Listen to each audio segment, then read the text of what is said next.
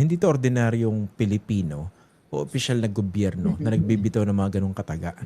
Presidente siya nung panahon na 'yon, Commander-in-Chief, sa kanyang kontrol yung Philippine National Police, hindi ba? Yun talaga nag-implement itong kanyang Tokhang at saka Oplan Double Barrel. At saka tuwing may binabanggit siya may nangyayari. 'Di ba may pattern? Yes. Oo, Kumbaga, 'di ba? that signals a form of control. Oo. Kahit pa sino ang pumatay, sa totoo lang, parang ganun ang konsepto. Kahit sino pa ang pumatay, whether vigilante o ano, sa kanya kumukuha ng signal. Oo. Kahit hindi siya mismo ang bumulong, pwedeng Tsaka ma-attribute sa kanya yung krimen.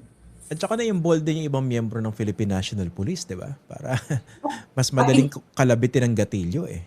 oo, at vigilante. Binanggit Oo. din yan pala, tama. Sabi niya, walang mananagot. Di ba? Oo, Walang sagot mananagot, niya. ako mananagot. Kung makasuhan man kayo at makonvict, ipapardon ko kayo. Akong bahala sa inyo. Kaya, Mm. anong yung nararamdaman ko yun sa mga, may mga, ano to, police station akong pinupuntahan dati eh. Nag-ano ka doon, may hinihinging documents, ganyan-ganyan, tapos may mapupunta sa TV na balita ng patayan. Sila parang, oo nga, tama lang yan, ganyan, oo nga, dapat, Eh, ganyan. Ako, tignan nyo, ma'am, oh, we're putting our lives on the line. May ganun pang sinasabi sa akin dati isang police. Siyempre, mm. hindi naman ako kuda-kuda ng konti, pero siyempre, may konting takot na, naku, baka mamaya, sapakin ako dito eh. Oo. Ito pala, no? So, definitely papunta na ito sa trial. Pero most likely, kailan kaya magsisimula ang trial ni Rodrigo Duterte? Minimum, at the earliest, parang ganun. Ang tansya, October, third quarter of the month, of the year. This year? Ako, this year, minimum, sorry, ano ba yun? Maximum, best case scenario, third quarter Okay. this year. Ako nga, nakikita ko, baka, usually yung court, merong mga, alam mo yung, closing, padulo. So, December, may bongga silang hearing o kaya bonggang desisyon. So, ang kanilang ending, ang kanilang bakasyon ay sa December 18. So, first 2 weeks, baka merong at least sana may hearing tapos sa kaso natin. Ang resumption nila ay 2027. Ang sabi ng iba, sa kasaysayan, sa karanasan nila, hindi lumalampas ng 1 year after the confirmation. Kung confirmed, 1 year after the confirmation, nagsistart ang trial. Kaya up to February 2027. Nako, So matagal. from earliest October 2026, latest February 2027. Ito may isa akong tatanong, no? Alam ko, naiisip to ng iba ng mga taga-suporta ng dating Pangulo. Kung sakaling manalo sa pagkapangulo si Vice President Sara Duterte sa 2028, may pag-asa bang maibalik sa Pilipinas itong kanyang ama? So para po doon sa mga nagtatanong at kumaga iniisip na dapat manalo si Sara para makauwi si tatay. Das na ano to, P is not equal to Q, parang ganon. Hindi ibig Mm. sabihin. Kasi kailangan, kumaga, nandyan yung standards at lagi nating naririnig yan nung humihingi siya ng una, interim release, tapos kalauna nanghihingi ng parang permanent release or dismissal. Kasi yung una, ang hinihingi niyang request sa interim release, may standards. Dapat, siguradong babalik ka. Lagi niyang sinasabi, I do not recognize this court. I was kidnapped. May Mm. kidnap mang babalik dun sa kidnapper niya. Second, hindi nagagawa, hindi tatakas. Wala ba siyang ibang resources? Makakasama pa nga kung manalo si Sara eh.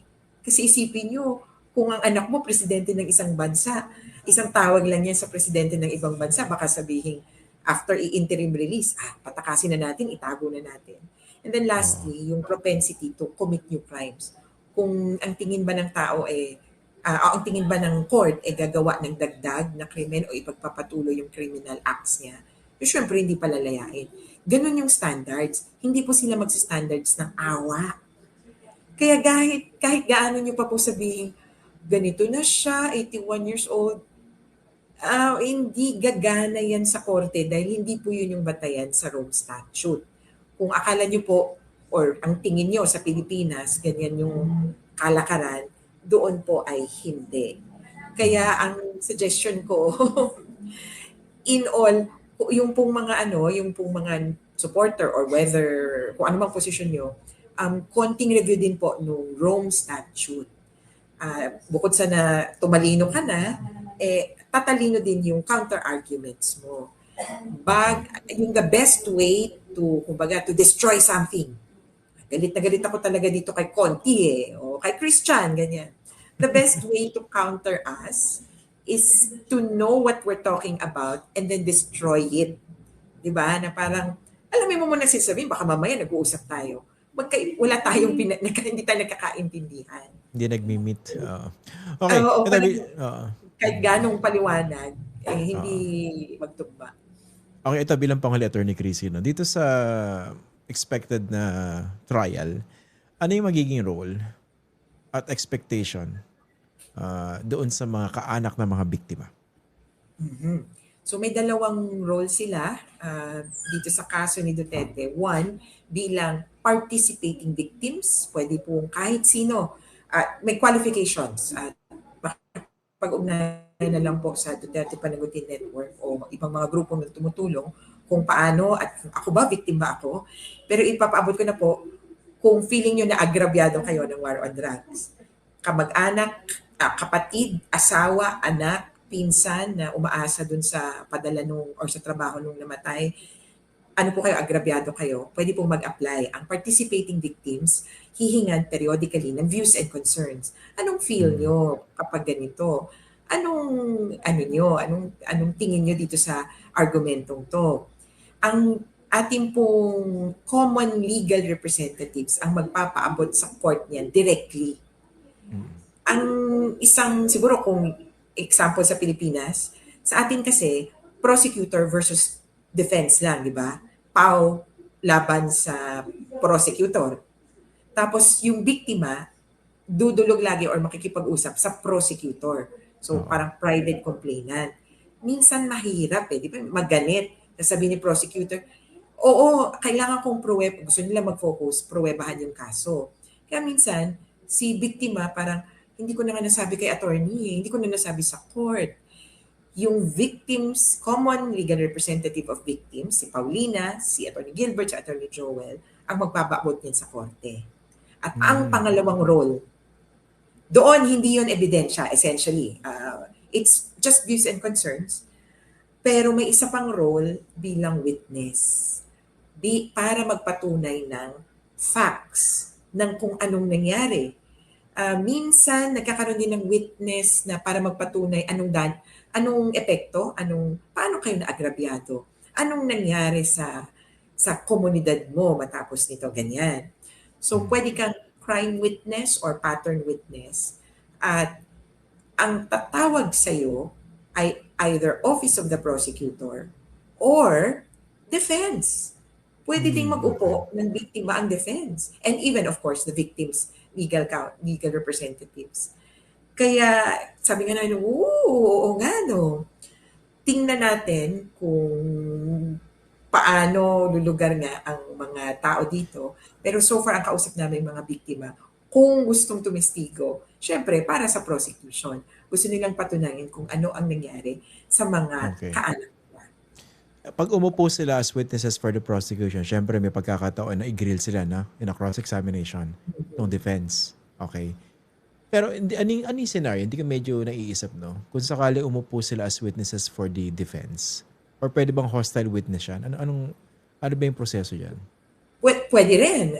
Kumbaga, wala namang malinaw na rules as to hostile witnesses and so forth. Ang sabi lang nga sa Rome Statute, it's calling a witness. And for them, the witness is just being put on the stand to tell the truth. Mabait sila doon. Wala nang halos cross-examination na yung parang makapanilang puri. Di ba? Okay. Anong oras mo pinatay ang akusado? Parang gano'n, di ba? Ito... Pero hindi pwedeng I mean, Yung confrontation ba? Is that the right term? Pwede ba siya i-confront, let's say, nung opposing counsel? Puwede at nakikita ko 'yon dun sa defense na baka Oo. maging gano'n. Pero very polite sila do'n. "Madam witness, I'm so sorry. May I ask if" parang gano'n. Hindi yung "So what ano, did you hindi feel?" yung badgering. Hindi, eh. Sa isang training nag-practice-practice nga kami tapos makikita mo yung magkaiba yung parang tradition. Yung Oo. nasa American tradition, yung parang sa Pilipinas 'yan. Mm. So are you sure that you were ano, "But Mr. Witness, you were gano'n." Yung Pero dun sa kabilang performative. tradition, oo, sa British, "Madam Witness, are you sure about your recollection? It's just Madam Witness. Earlier you told the court that ano, are you mistaken?" Gano'n. Sabi namin, naku, in one of the few instances, may tinatawag na, katulad sa ating American tradition, mix of civil law and common law traditions. Hindi tayo yung British tradition na, may it please the court. Oo. Kaya, Oo. abangan. Oo. Lastly, Attorney Chrissy, no, paano yung language? Kunwari may uupo dyan na kaanak ng mga biktima. So, paano magkakaintindihan? I understand meron siyang translation ba? Tama? From Yes, at Filipino? Mm. Filipino and Cebuano. So, Okay. gumana yung open call ng ICC. Sabi ko nga ba, okay naging tanong-tanong sa amin yan kasi paano kaya mo masa-certify or anong pruweba mo na marunong kang mag-Filipino, marunong kang mag-English? Kasi walang, ano yun, IELTS, walang, Oo, oo, di tama. ba, walang JPLT, ganun, sa Japanese language. So, ewan ko, mukhang naparaanan nila at tumanggap sila ng mga translator at sabi nila, actually mag-request lang tayo. Ako, yun yung susunod kong side quest, kumbaga, magkaroon din ng channel na Filipino or Bisaya.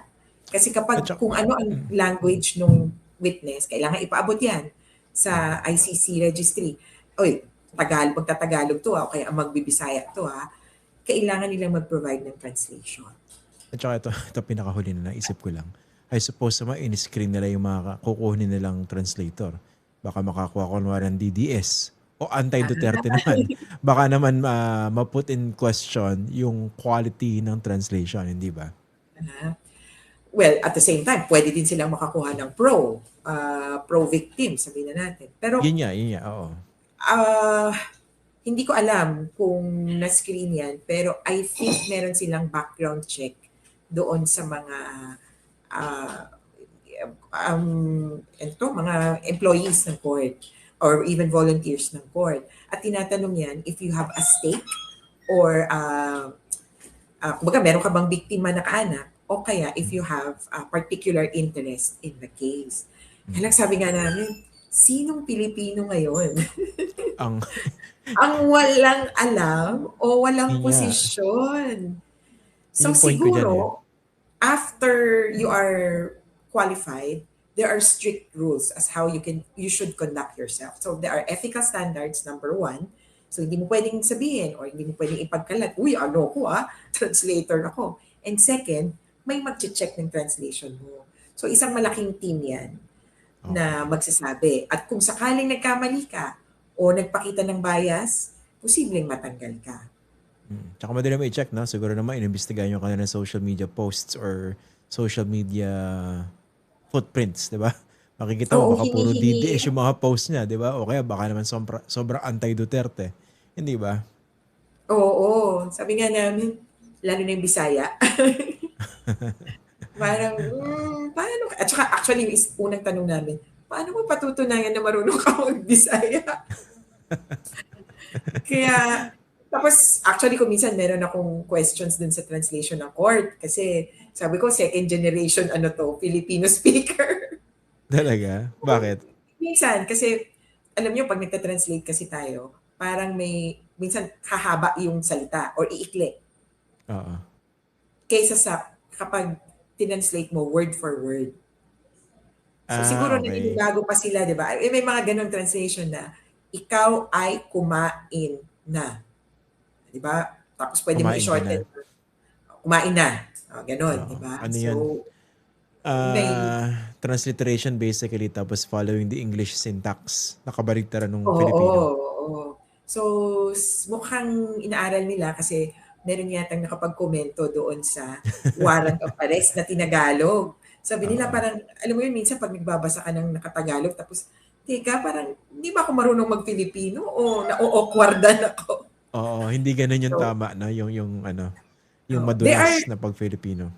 they are improving, ah. Ang monitor ko, yung mga announcement. Ang bilis na nila ngayon. May announcement in Filipino, tapos in Cebuano. Kaya Hmm. nakakatuwa din. Sila din, sabi ko nga, reguluhan ko nga kayo ng dictionary.